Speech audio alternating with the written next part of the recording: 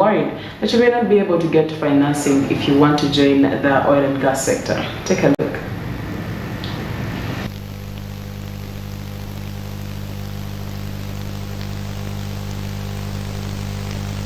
MD of Equity Uganda, who is a Ugandan.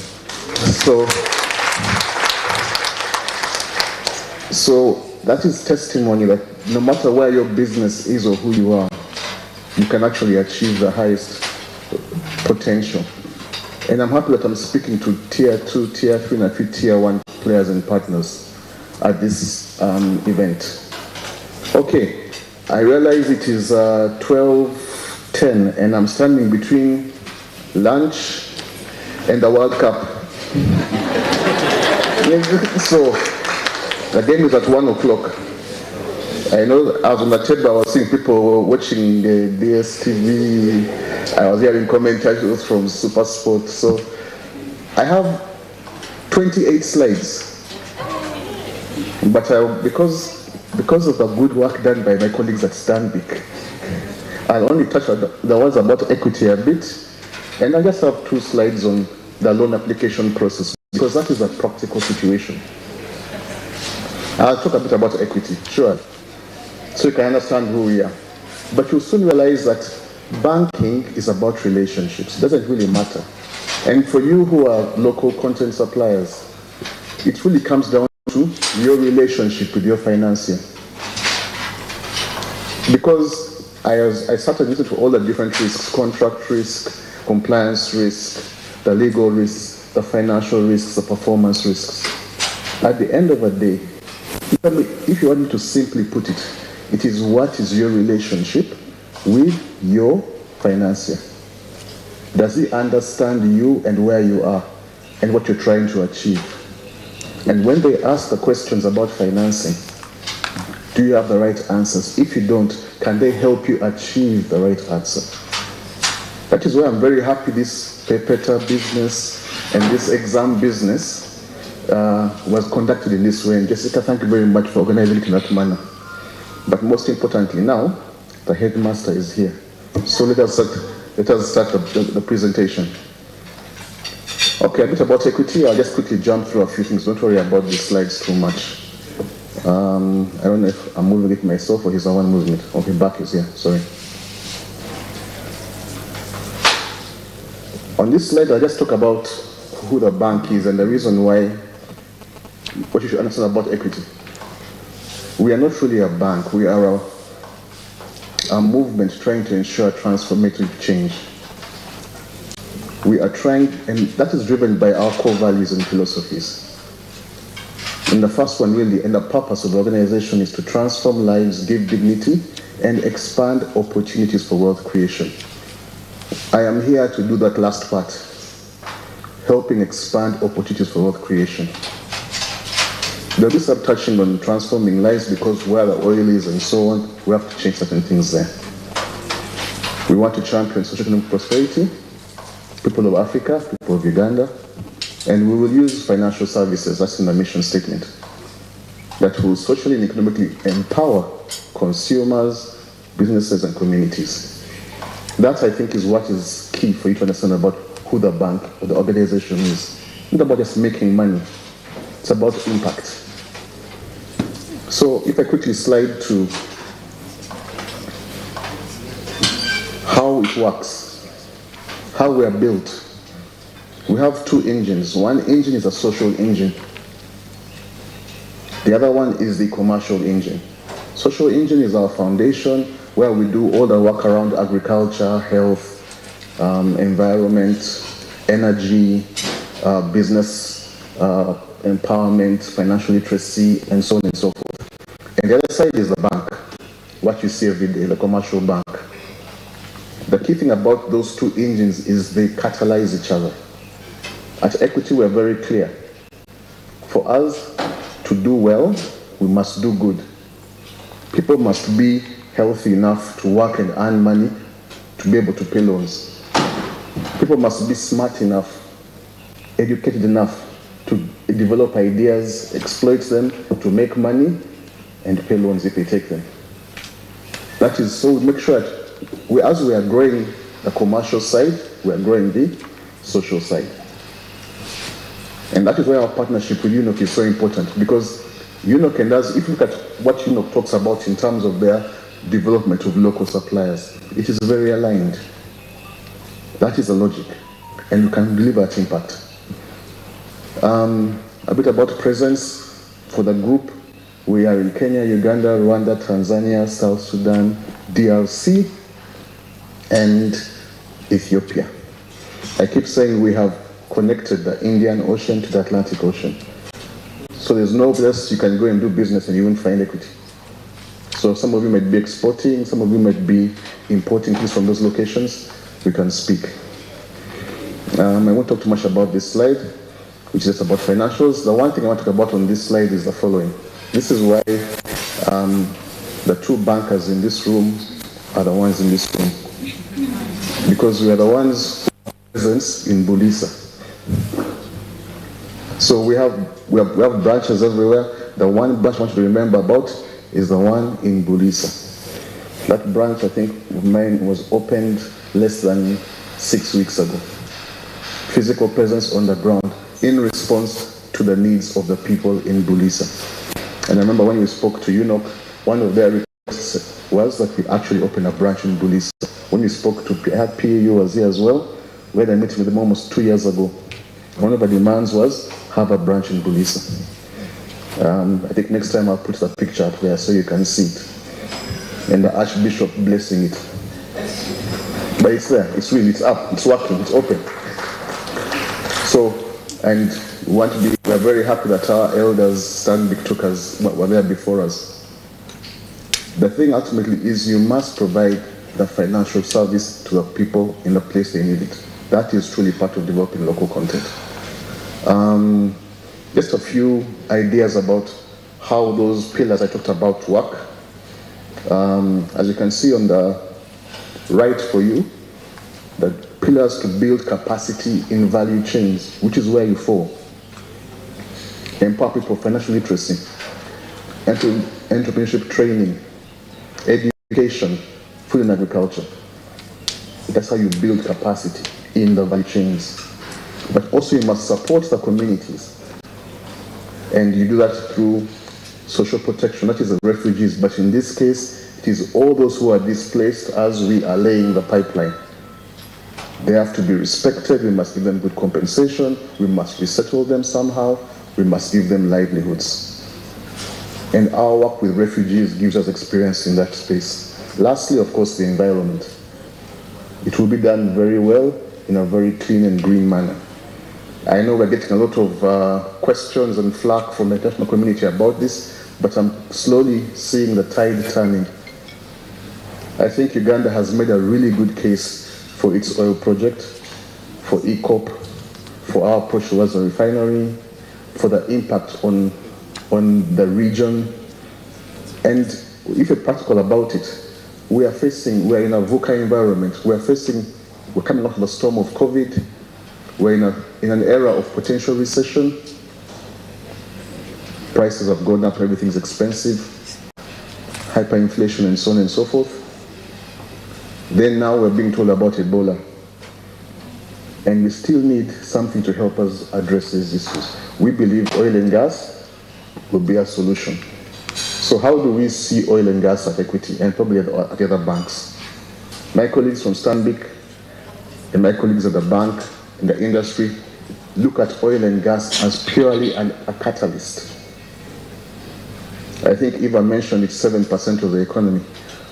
The bigger parts are about agriculture, industry and services. How does oil and gas spur that? And that is where you come in. Not all of you will be bringing rigs. Not all will become experts in drilling. Not all of you will become experts in geoscientific exploration. But many of you will become massive agropreneurs. Many of you will have hotels which will become chains of hotels. Many of you will have tour and travel companies which will have offices in the other countries where Equity operates because of the oil and gas contracts you've got now. Many of you will increase the fleets of cars you have. You will also employ more people. The food you're making for oil and gas after 30, 40 years when the oil is finished, or maybe 50 years, that food will still be there. But you'll have learned to export. You'll have learned to maintain good standards. So you treat oil and gas as being in PE in primary school, preparing you for secondary school and university. That is what that's how we see it. So our focus isn't only just making sure that oil and gas true people, service operators actually get financing. Our focus, in line with Unoc and our other partners and other banks, is to ensure we empower you to use oil and gas to make the best agriculture in the region, to make the best hotels in the region, to make the best schools in the region, to make the best transport companies, the best construction companies. That is what we're going to help you drive on oil and gas. That is what we're here to do. So you see, for us, it is use oil and gas as the catalyst.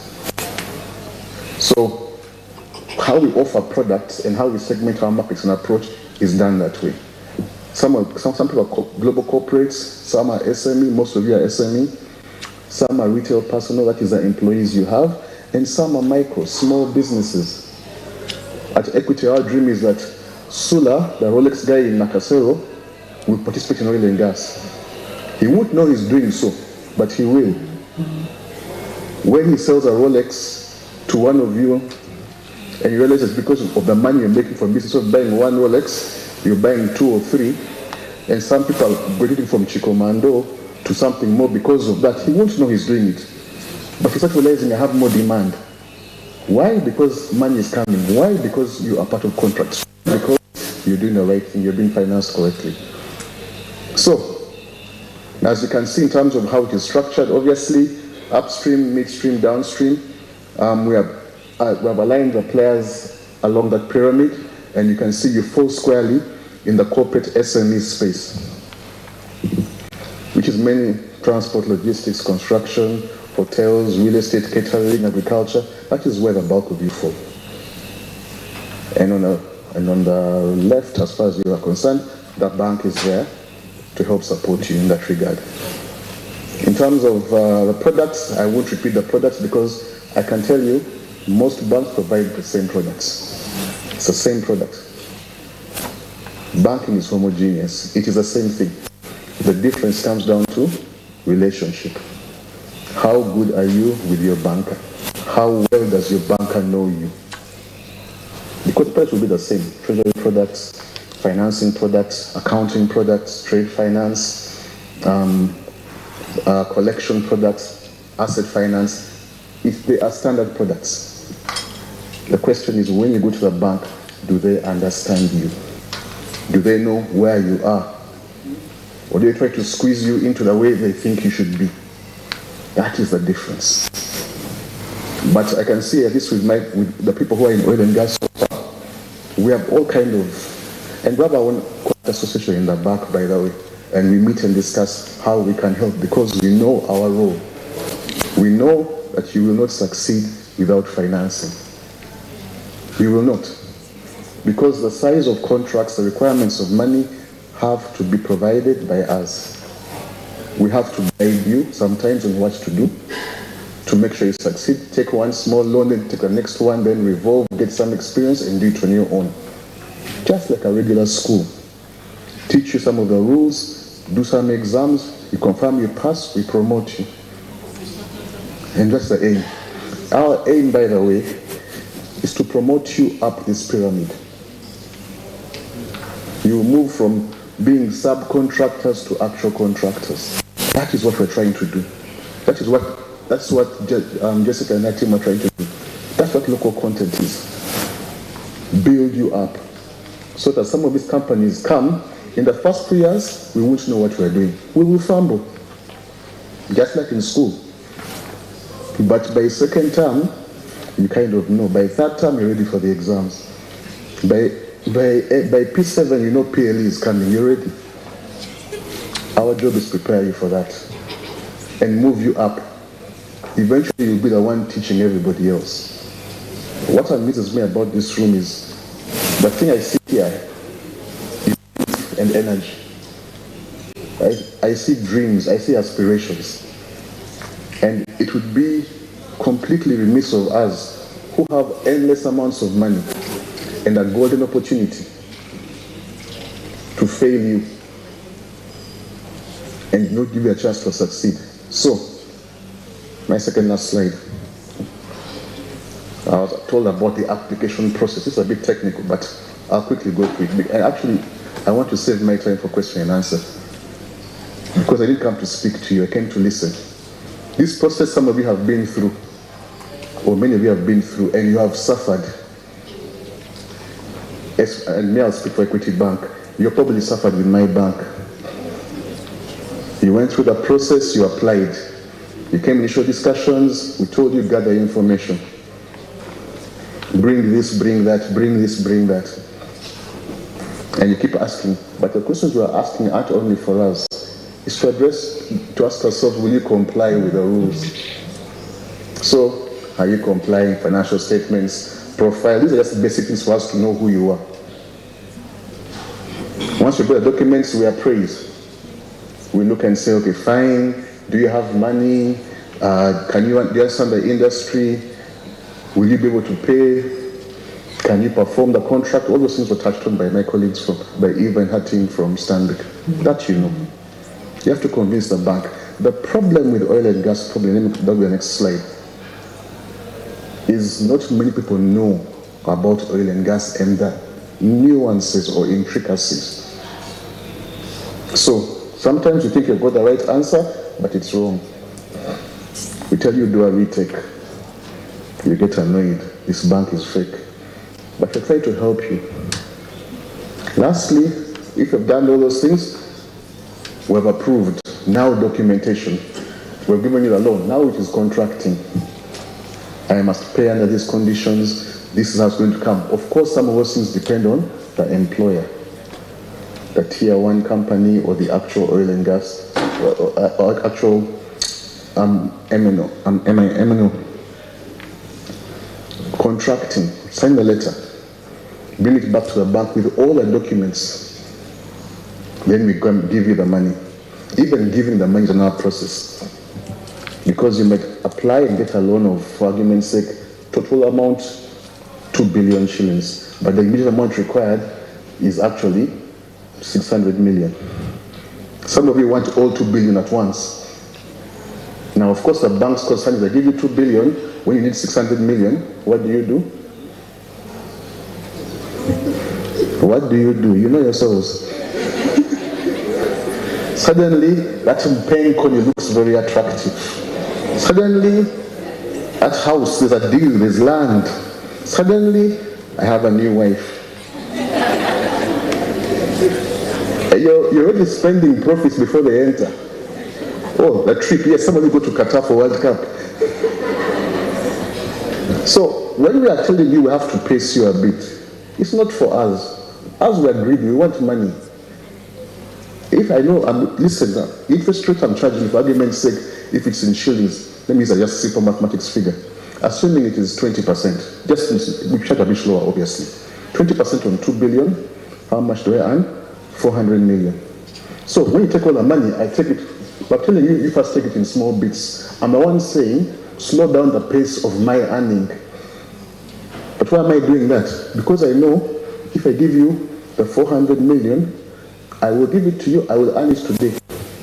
But in 2 years, you will default, and I will lose the entire 2 billion.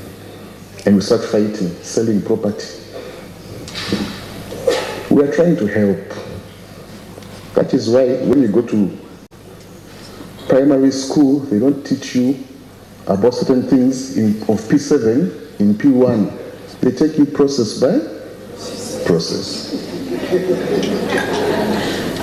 So, when we disburse, I can give you the money. But as a Ugandan, I know I'll be collapsing your business. That doesn't help my purpose. Because I believe when you pass P7, you come back to me to take you through S1 to S4. If I kill you at P7, I'll never make money from university. So, conditions have to be met and monitored throughout the course of your contract. Because my belief is 1 contract will lead to 2, to lead to 5, and will build capacity. I have an MBA in oil and gas, and my thesis was about the Nigeria experience. Nigeria discovered oil in 1956, but their first National Local Quoted Act was passed in 2010. Almost 50 years later. 50 years later, because they realized we must get local participation. We must build capacity. And what I learned by doing that case study is how do we develop an industry locally? And I picked up the areas, and they were the same basic areas we're addressing here. It was about education. We must build people who can work in the industry. Right now, it is too late to build people who are going to be geologists. We've passed that stage. We know that oil is there. Even teaching people how to drill, that is too late. We don't need those ones. We need people who will run the petrochemical industries that will arise. That's what we need to build. So kids in P1 now, if it's going to take us 10 to 15 years to prepare for this properly, should be getting trained in that area. We need the doctors who will serve. We need the people who understand facilities of high-end hotels in Bulisa and the surrounding areas. That's what we need. Not scientists to help us find the oil. We have found the oil already. So, again, talking about skills, infrastructure, education. Those were three things that they said we should have done earlier. Thank goodness Jessica and her team and my friend Prosi have seen that. They've done so many case studies on Norway, Saudi Arabia, everywhere, and they've said we will not make the same mistakes. And that is why when I look in this room, you are the future, you're the hope of this country. We are in a really tough time economically, but the one silver bullet for us right now is oil and gas. So you're the ones who are holding up the economy. Bottom line here, the bank will need to understand your business and your plans for the future. That is where you go through the application process. Not for that one loan, but for the next one which will come. Where is your capacity now? How do we build you for the next one? We have to make sure you succeed on the first contract, so you get the second. Oil and gas is about experience. You prove you can do it once, they give you more. You prove you can do it twice, they give you more. Like education. You pass PLE, you move to S1. You pass UCE, you move to S5. You pass USCE, you move to campus, university. You pass campus, you get married. You must prove yourself at each stage. That's the point. And the banks are here to help you do that. You can see the way it was done, it was almost like a class, practical presentations, practical. But even in exams, people fail. Question is why? The why is there. Turnaround time. I was listening to how when the contract is given, when you must raise money and so on. So that varies on various things. From a loan perspective, it varies based on how well does the bank know the industry? How well does the bank understand oil and gas? Now, in this market, and I have all due respect for my friend Anne, I'm a very humble person. I am big, but I'm humble. I can tell you Stanbic has done a really good job in building capacity. I have to respect Stanbic. And I'll tell you why. I know my friend Victoria, Eva. I came with two colleagues, and I go to stand up. One of them is called my head of commercial and corporate banking, Doreen Sendegea. Ovgalo for Doreen. And it's just standing, the headmaster is still speaking. And my second colleague is Christine Mukasamulera, head of oil and gas at Equity Bank. Me, I am a simple African. Those two ladies, I got from Stanbic.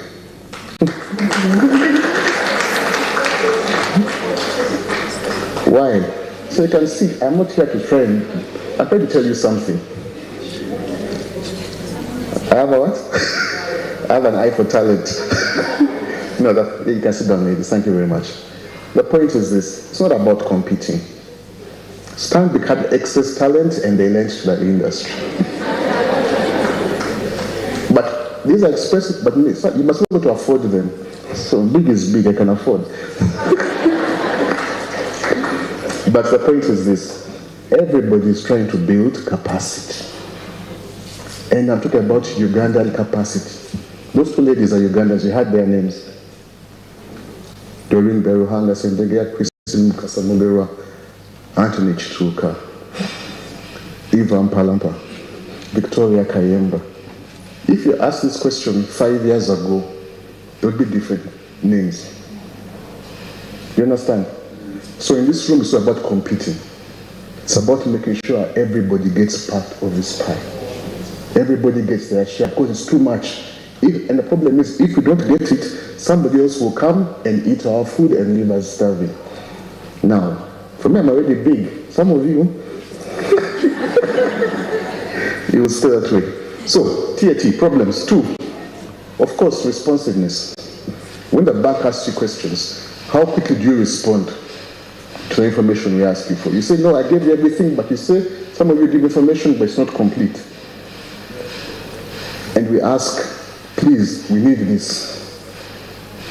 We want to help you, please. It's like doing an exam and when you answer section A, now section B, I've done one question you want me to mark. I say, okay, I'm giving you a chance to finish the exam. That is what we're trying to do. So be responsive as much as you can. And sometimes be honest and say, I don't have. And we say, okay, what do you need to have?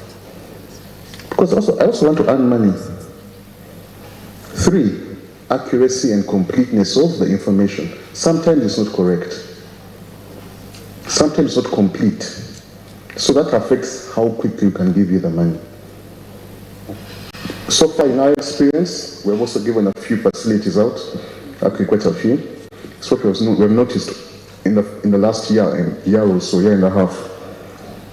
Of course, there's a knowledge gap on both sides, on the bank side and on your side.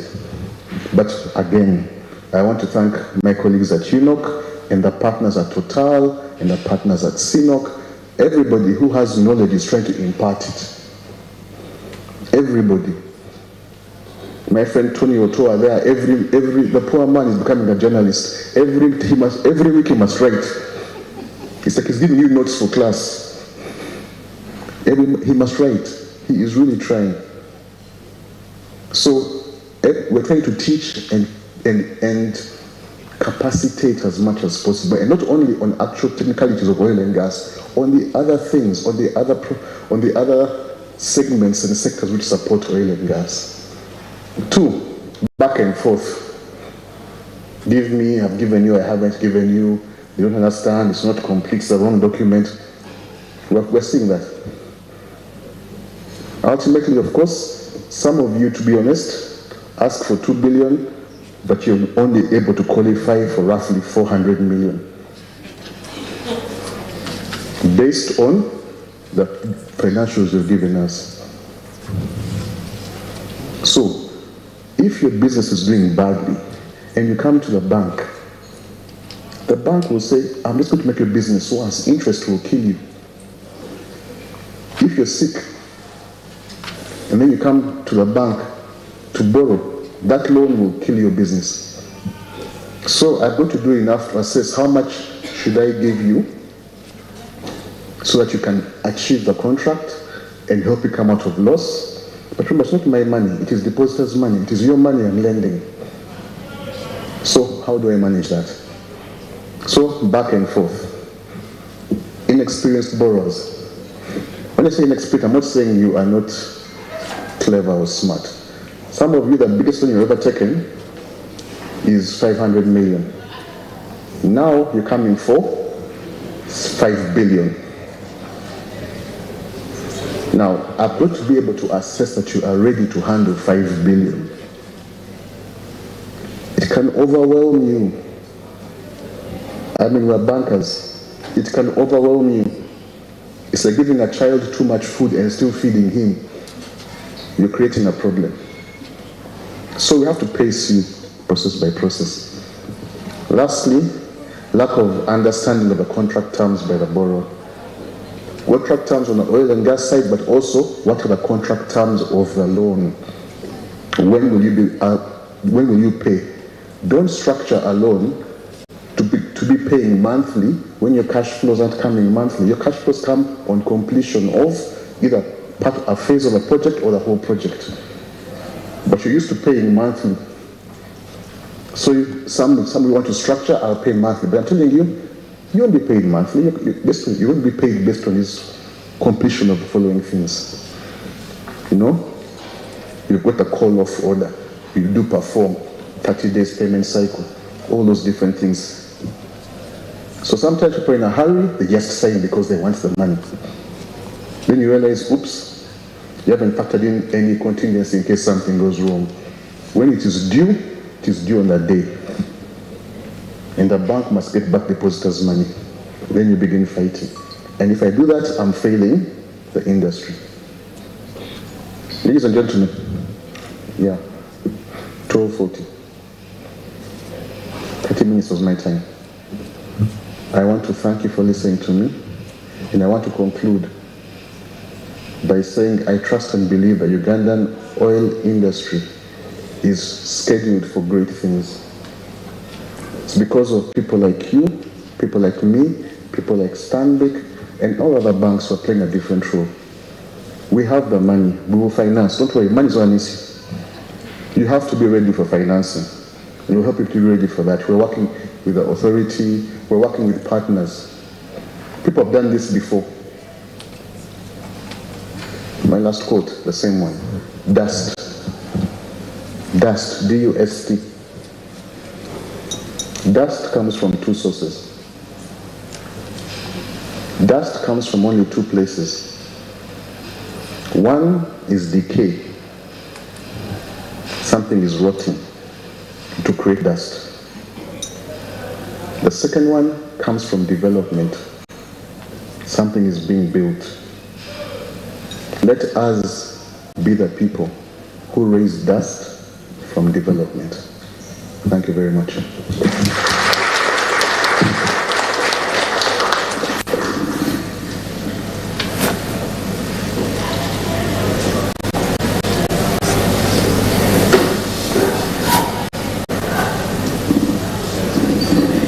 Let us raise dust from what? Yeah, thank you very much. Q&A, we have about 20 minutes of Q&A. So who wants to go first? No hands? Okay. There's also another one here.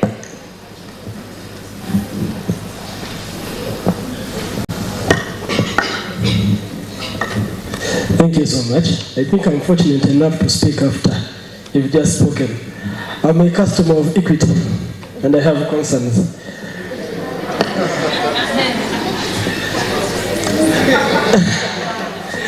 My name is Joel Mangeni. I work with Kabayanja Africa Investments. We do procurement solutions and supply hardware accessories, tools and earth-moving parts and spares. Now, I don't know if these are they are not going to be questions, they are going to be concerns, particularly about the loan bit.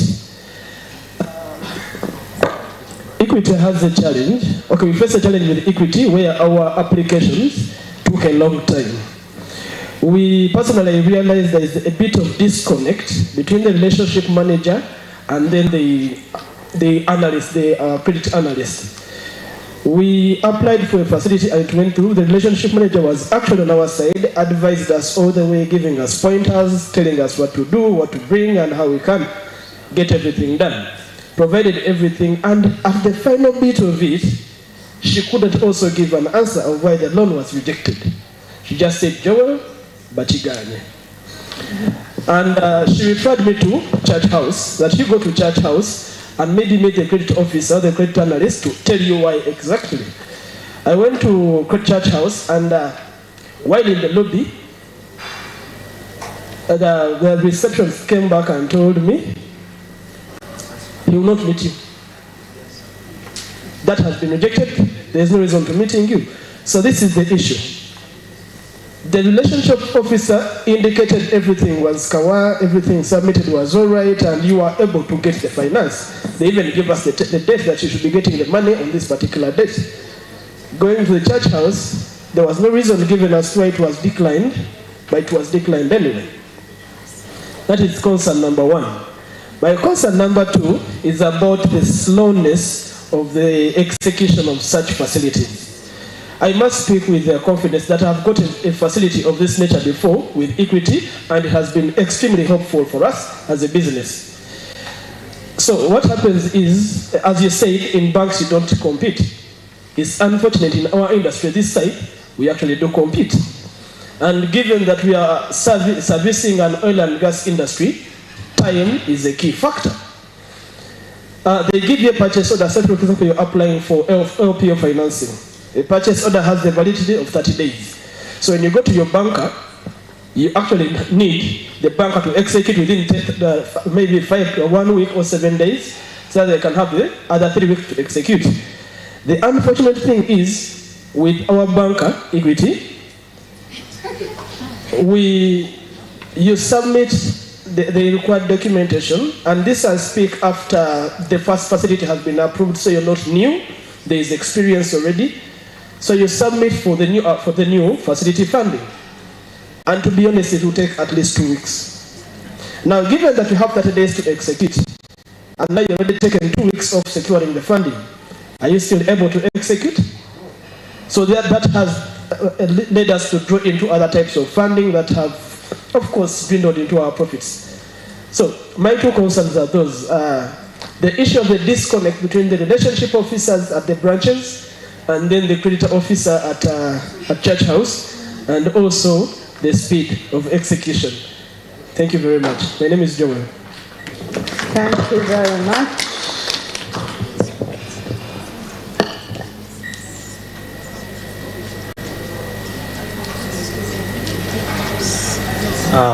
Good afternoon, everyone. Thank you, CEO, for the wonderful presentation, and thanks to organizers for this wonderful event. Now, I have 3 concerns which I will need further clarification or answers. I'm a civil engineer by profession, so I lead a construction company called Spotcon. I don't have any finance background, so I stand to be corrected in case I don't use the right terms. Okay, now, number one, high interest rates. Banks now charge about 19% to 21%. The lowest can charge you 18% if you are very well performing business. So, for example, there's a road project that we need to bid for, and maybe our competitors, foreign competitors most especially, coming from other countries abroad, they're getting a loan at 1% per annum or annual interest rate. So, how do you expect us to compete with such financing infrastructure? So the second thing is, there is what we call Islamic financing. You know, in Islam, we don't accept interest rates. So are you planning to also integrate your loan schemes and financing infrastructure, the Islamic financing? Because there are very many companies that cannot get interest. And these finances these contracts are big for maybe a small SME company, construction company. So I'm requesting maybe there are 2 banks which are around now, please incorporate Islamic financing. It's not that it will, forego your interest rates. Yeah. Then third, sometimes when you are giving loan, you ask for security. For example, maybe an asset you can attack after we default. And some businesses are small to have a security of such amount. For example, you get the example the lady from Mozambique gave was $1 million contract. So an SME may not have an asset of $1 million, and maybe in one way or the other, they were lucky to prove their capacity to do the work, and they were given the contract. When they come for financing, you ask for security which they don't have. So do you have other provisional financing? For example, maybe equity sharing, maybe you take part of the company, maybe profit sharing. You know, we need to move from the traditional methods of giving out money, and we move into something that can work for SMEs within Uganda. We are aware of the economy. And I really appreciate there is no development that can happen without the financial institutions. However much we have other factors, other players, they control the economy. That's what they do. So please, we are requesting, other than these prescriptive policies and analysis banks have been using for the last 50 years, it's now a time to a little bit to revise them and look at how our entrepreneurs and innovators and SMEs, how can they be helped to bring them up, and so that you also generate more cash flow for your banks as well. Thank you very much. Yes, good afternoon once again. Mine is not so different from his. Mark Williams, Softech Integrated Africa, and EPS. So recently, sometime back, we got, still in the oil sector, we got a project to drill some boreholes, a couple of them. And then, still as MD and my good bank Stanbic, you have facilities of contract financing. And it being an oil and gas project, I thought, this one is falling under the docket, and it's contract financing. We went, MD, maybe what I have to report to you is sometimes you tell us that it's contract financing, you have a contract, bring the contract, look through, and then we give you the funding that is required. But then we have a challenge, like as he has said, maybe part of it. I bring the contract, and then you assess everything, you assess my financials, references of works I've done, everything is tallying, and at the end, that's after consuming some good 3 weeks of assessing and everything, you again ask for security. Now you already brought a contract. It's contract financing. You've assessed me based on contract financing. You've seen my financials, which are not bad. At the end, why should you ask me for security?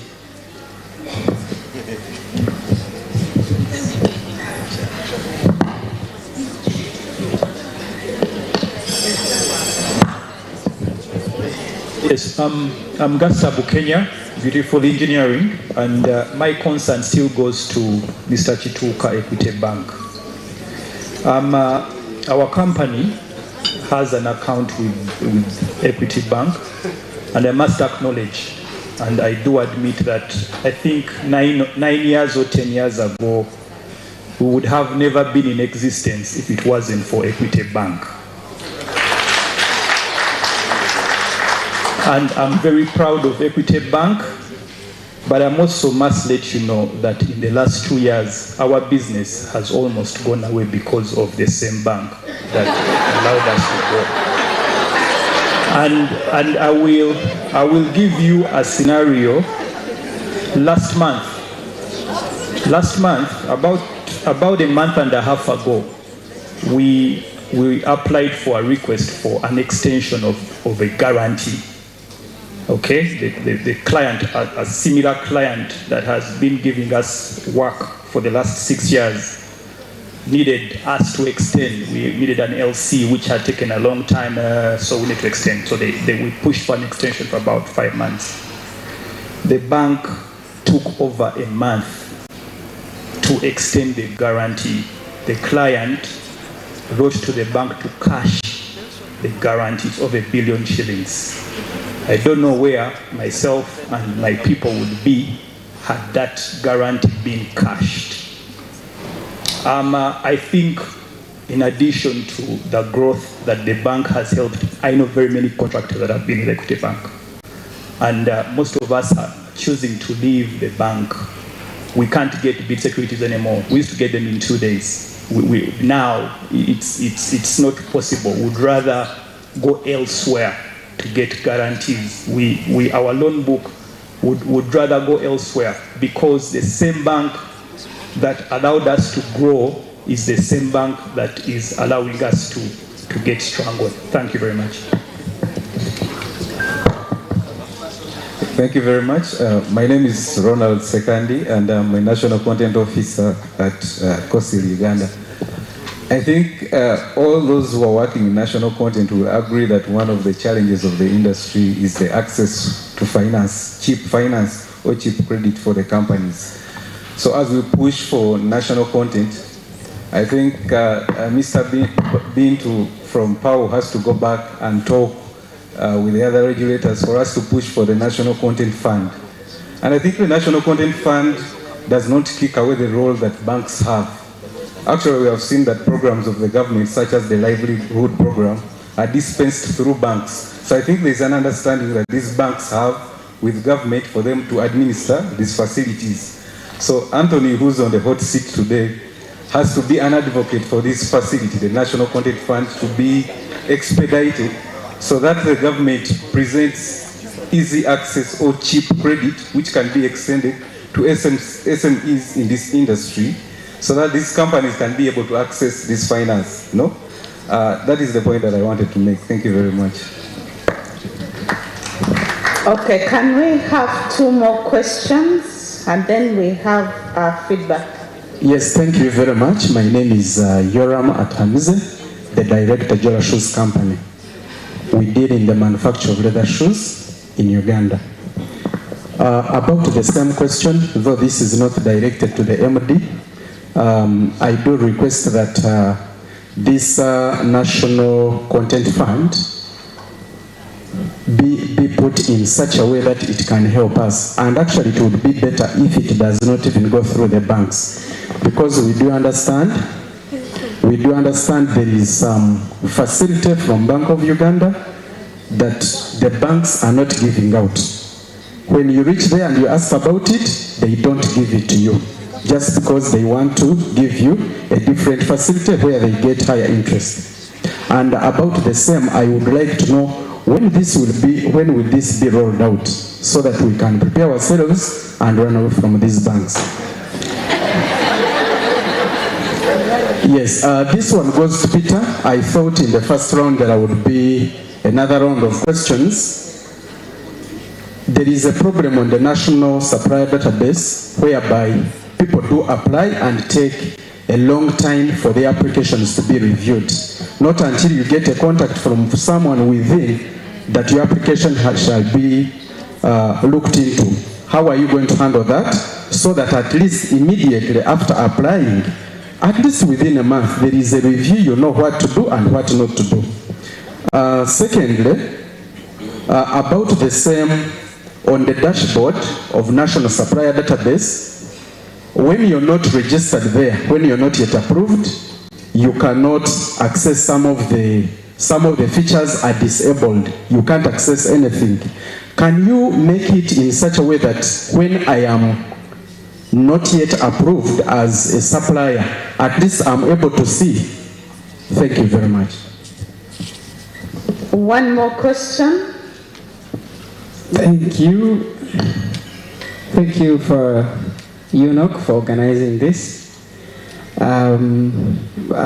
I'd like also first of all to congratulate Mr. Anthony. I am a very good fan of national content, because when I started out of Uganda, I particularly came back and said, no, I have to come back. I am a poor child, I have to go back and develop my country. So when I see the likes of Mr. Chituka making it up there, I'm really, really happy. I am the MD of Swift Minds, and we are an HR consultancy. But if everyone can feel the energy in the room, it seems like we have a bittersweet relationship with our bankers. But the bitter side is bigger. Now, the question goes to the biggest regulator, who is the government of Uganda. I have been in all these conferences. Probably some of you know the color of my specs now. But government has not come out to actually, give us some kind of relief, because entrepreneurs are dying. And I know banks cannot do it on their own. What is the roadmap? What is that government is doing? Because if CBR is at 10%, what do you expect Equity to give out their loan at? They could be having the internal challenges, response, and all that guarantee, like people have explained. But the biggest elephant in the room is government. And we have government representation. We don't want to come here and start speaking nice corporate language. It's not helping our business. We are struggling, government knows, and Ministry of Energy here is represented. There must be some kind of work plan to support entrepreneurs in this business. Otherwise, we will come here, we'll come tomorrow and another day, and the boring topic will be, we Ugandans cannot execute these contracts if government is not able to come out and support us. Because it's the biggest elephant to whom, we hold and get this support. Stanbic Bank will not come out and tell me they'll give me any lower rate below the CBR. They have to make profit. It's a private enterprise. Supply and demand apply. So the representatives here, Ministry of Energy, Ministry of Finance, Unoc, you also a business arm. What is there? This thing called content financing is taking longer than yet the activities have already started. What is there that we can hold on to that gives us hope for business as the people who have refused to leave Uganda to be here and do business for our country? Thank you. Thank you very much. I don't know if I should start with Eva or with Anthony.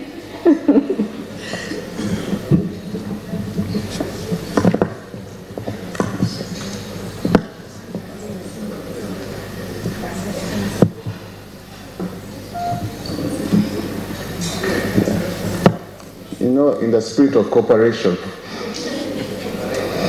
and a good photo,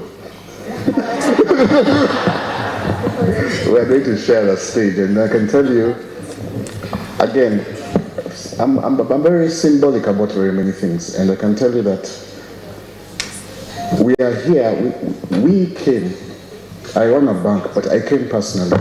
Victoria is here. Eva is here. Tony Rotoa runs the incubator. He's here. We take this thing very seriously.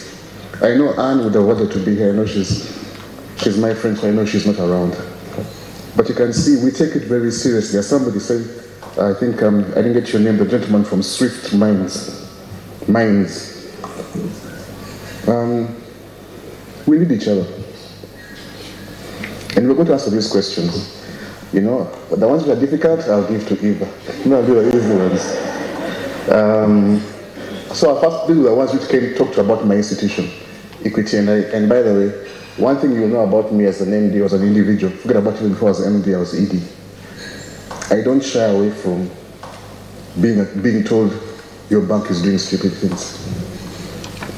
When I began oil and gas, I was the only person in the bank who knew anything about oil and gas.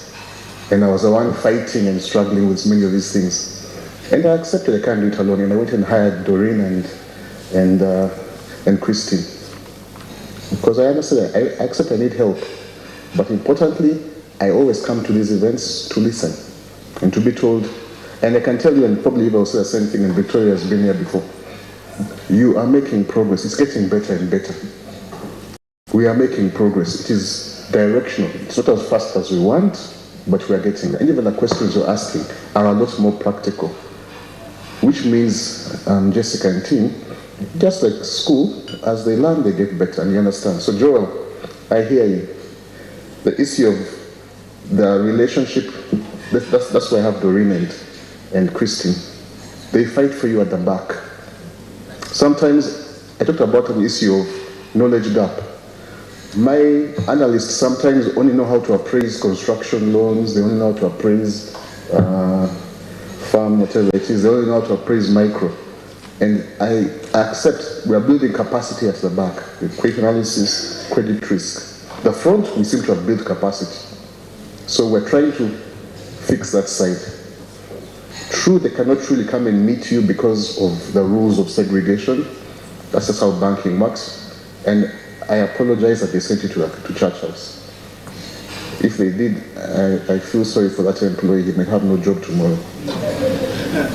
You are not supposed to be subjected. Your RM or RO should be able to explain. He is your contact. He's supposed to explain. And if he can't explain, maybe he shouldn't be in his job. You deserve to know. And sometimes for me, I'd rather tell you and say you failed because of this, fix that, and come back. It's like a retake in an exam. This is where you failed, improve. So I completely apologize. I take responsibility. I will look for you, but be careful. Someone will have no job tomorrow. Time. I agree. TAT. And I think time is touched on in various places. Time, yes. I talk about the reasons why it takes some time. But I agree with you. It shouldn't take that long. We should adjust our processes because that is your need. I don't know if Eva wants to add something talking about you, but I don't know if you experienced something similar. Help me here. No, I think time is spot on, because even when I sort of did the demonstration, you would see I put the time of 30 days deliberately. And that's why, and I really like that he highlighted it in his presentation, because it's a joint industry. I think we've come from doing work the rudimentary way of let's have all the ducks in a row. But when I positioned it, it was to say, let's help each other, let's have all our ducks in a row. If we have all the information up front and we can consolidate everything together, and I like that he put everything up there on the screen, then it does indeed quicken the process. But that said, I think there's definitely opportunity for us to be creative and more innovative in order to serve you, the clients, much better. But I think there's definitely a joint recognition to say, look, we can do better in the industry.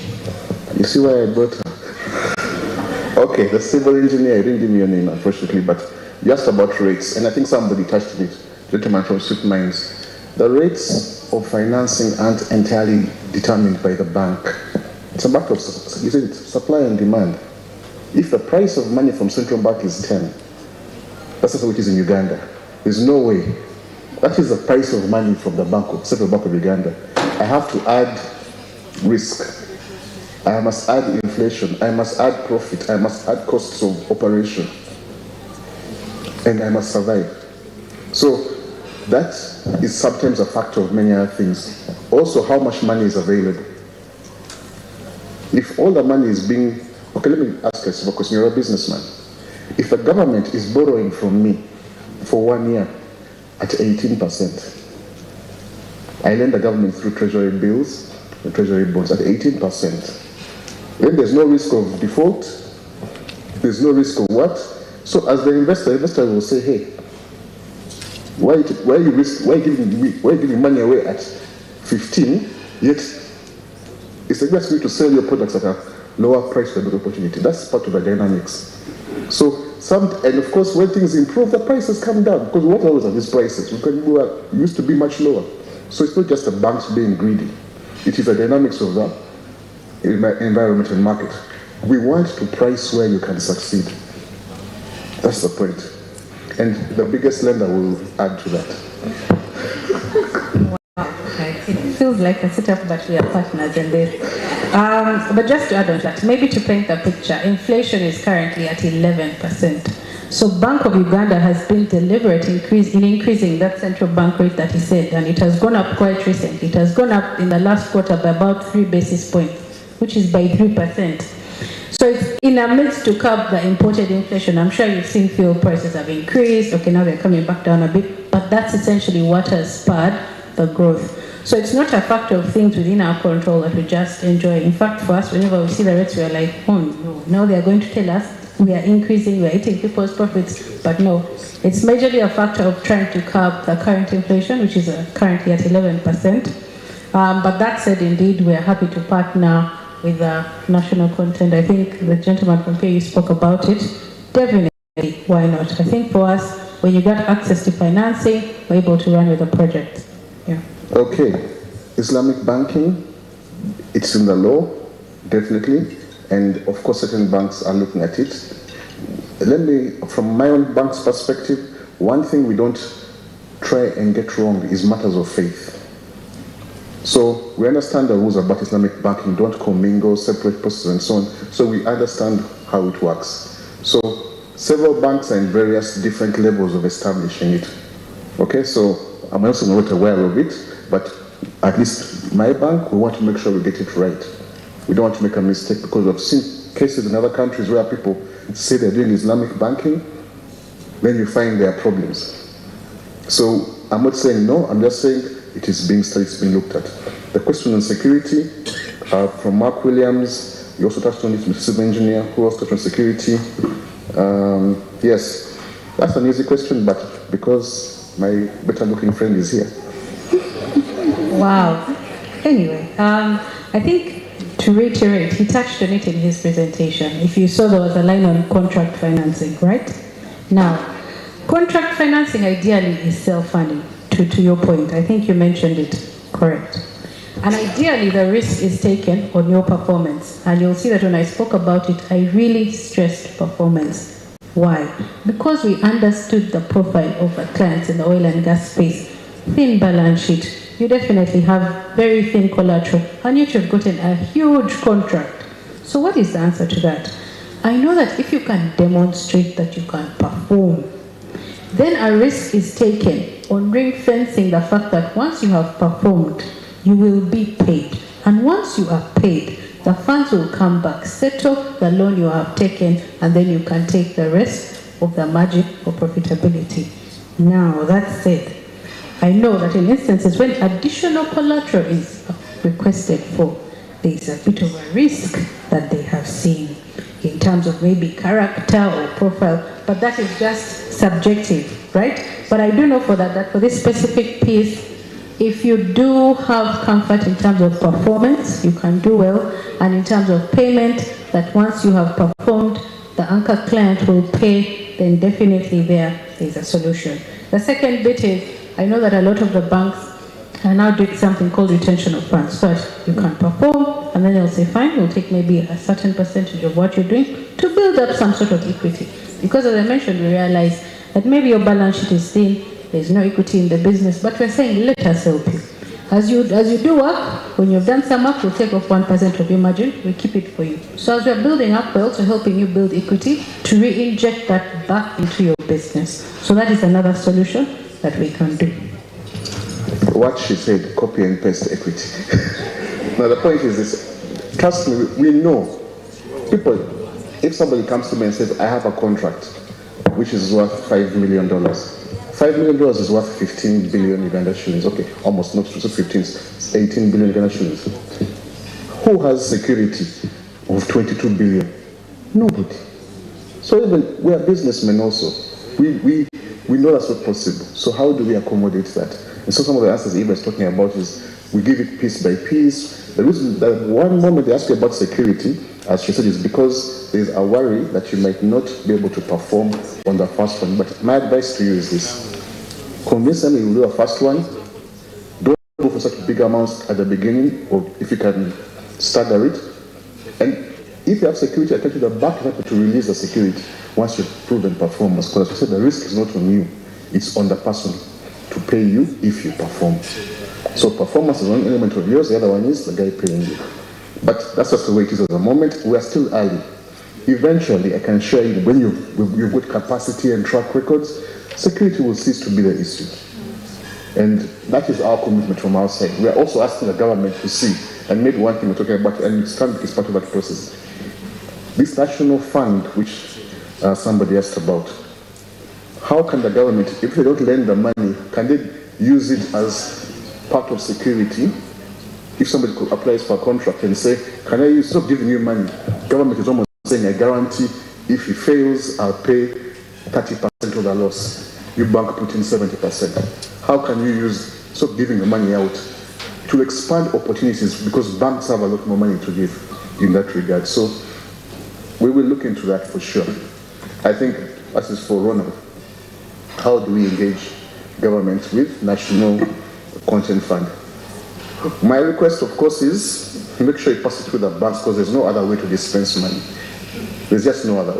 Okay, you can try mobile money. They have accounts with banks at the end. Remember? But at the end of the day, all the mobile money sits with me and with Eva, so it still comes back to us. Yeah. So but we'll still try. Last question before I leave the ones for the government. Guster, my apologies. You said something which I will have to follow up with you. The issue of we are not responsive in extension and our big guarantees. You said 2 days.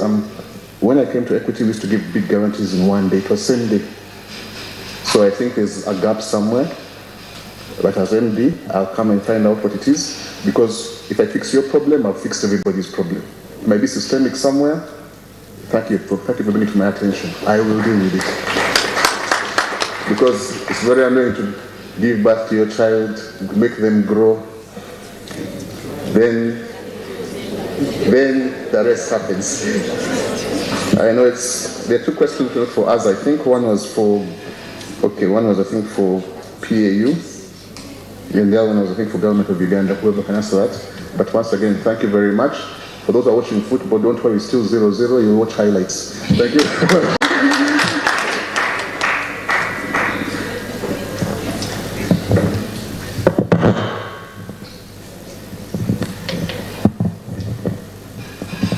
Thank you very much. Bintu, may I suggest that you respond to that question to the person individually? Because right now we have seen, where is Tony? Tony, I think we still have an issue. If you can come before we close, please. I think capacity building, what are we going to do to resolve these things?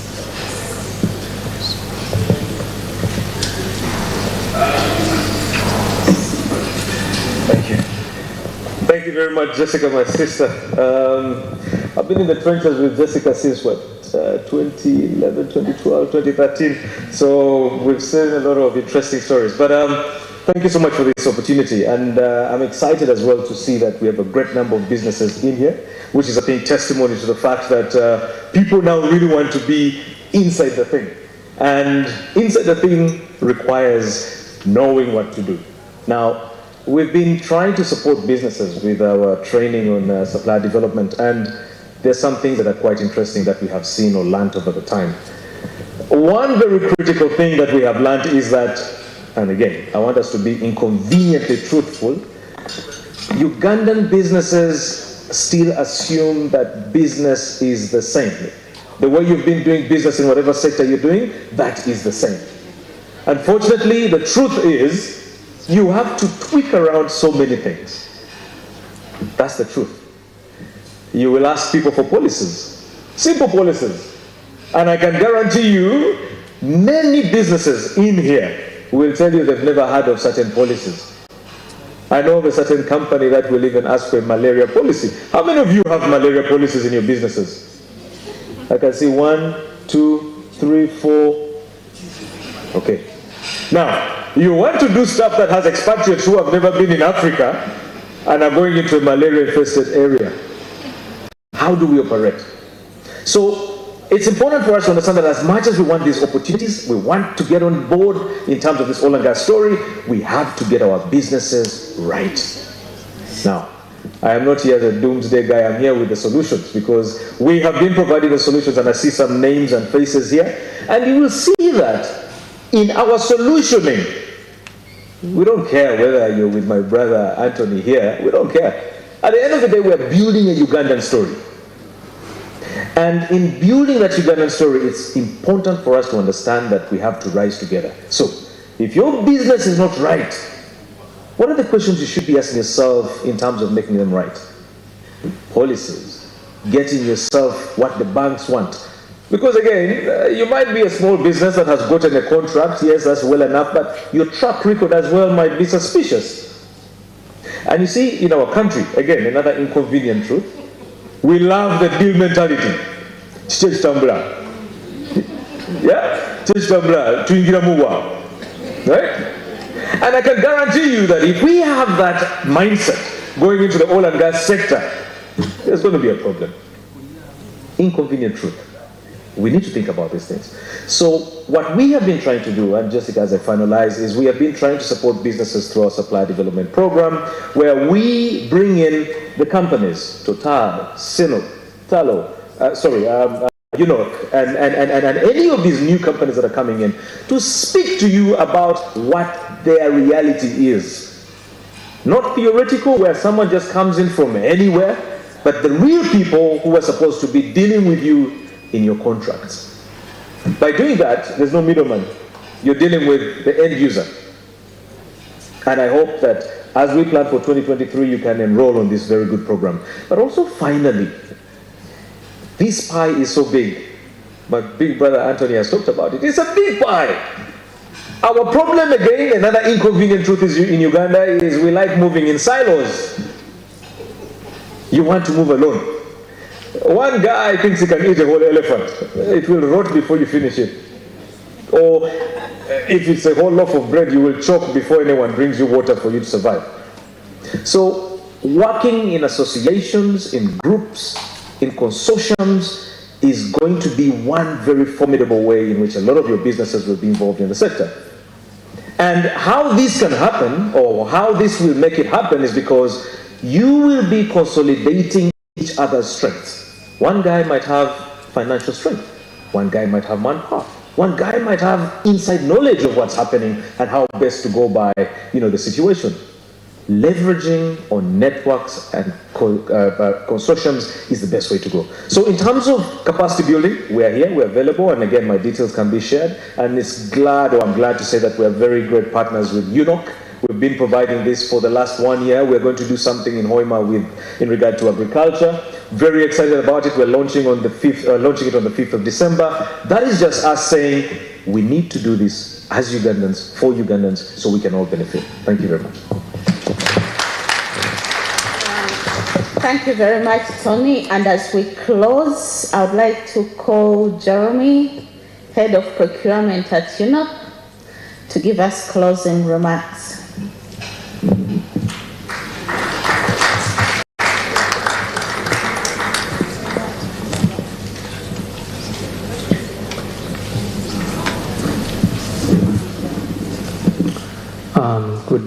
Good afternoon all.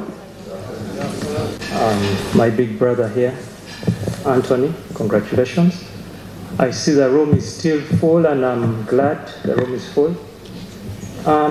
Mine is simple, deliver closing remarks. We have been at this for the last 5 hours, so we need to get out and have a bite and then we can go to do other duties. It's an honor for me to stand before you on behalf of Unoc, board, management and staff to deliver the closing remarks. I would like to thank our presenters today, Equity Bank, Stanbic Bank. We have PAU, our regulator. We have Unoc, representative of CEO today. Also, I would like to thank Jessica for putting this up, especially the sign language. We didn't have this before, but I would like to thank you, Jessica, for thinking through this. And I'm glad that we are going in the right direction. Key takeaways. My prayer, my belief is I would like to see improvement in terms of registration on the NSD, that's the National Supplier Database. I would also like to see improvement in terms of contracts awarded to the locals, compliance, which can be improved on, and also contract failure should be coming to an end, given what we have been discussing today, and access to funds. I think that's a discussion and it's still an elephant in the room. Key takeaways from this, a few key takeaways, sorry. One is it's very critical for you to know the industry you're in. The oil and gas industry is highly regulated. I came from a background of tax, as a taxman for about 8 years, and when I joined they told me there's QHSE. I said, what is QHSE? They said you have to have a policy, you have to make sure before you go into all these things you've planned. I just didn't understand, but over time I've been able to develop in those areas. So before you enter any of these industries, it's vital for you to understand what you're getting into. Someone said before, if this is water, before you step into the water, please use a stick to ensure that it's not as deep, because once you dive in, you might end up sinking. So please understand the industry you're going into. Understand the contract clauses, they're pretty stringent, where you have penalties. And we have penalties, liquidated damages come in, and other penalties will come in when you fail to deliver. Another key thing you should pick up, that you should take away, is have the right employees in place. We have employees who are trained in these various arms, legal, finance, safety. They can guide you. Without having the right employees in place, they will not even advise you on the right loan to take. So it's vital for you to have the right employees in place. You should be able to pass on the risk to third parties, that is insurance firms and other parties as highlighted by council, to avoid sinking alone. Okay? But also you shouldn't sink, I think. Don't sink. The last two, which I picked up from all this discussion, is to partner strategically. They are joint ventures. Peter highlighted them on the NSD. You can be able to get all these companies that you can partner with and be able to build. As Tony was also mentioning here, we have a challenge. We want to do things alone as Ugandans. But if we can partner, it will be very good. Lastly, have the right culture in place. The culture in Uganda is quick wins. That's why you find most of the biggest business today is betting. I know a number of people have put bets on who's going to win the match that is ongoing, but let's have a culture where we try to build the organization with the right principles and the right procedures and the right policies in place. So on behalf of Unoc, I would like to thank you for coming. I would like to thank you for your participation. Tony and Eva, there are still issues maybe you might need to handle, especially in terms of financing. That seems to be a bit tricky, but we can move forward and we see how we can be able to address some of these things. Or maybe even invite you for the next workshop and you can give further clarification on this. So I wish you a pleasant afternoon. And on behalf of Unoc and the board and management, I thank you for coming. This will be our last supplier engagement this year. We'll be having the next engagement in the coming year. I wish you all the best through the rest of the festive seasons. And may the good Lord bless you for God and my country. Thank you. Thank you very much. Jeremy.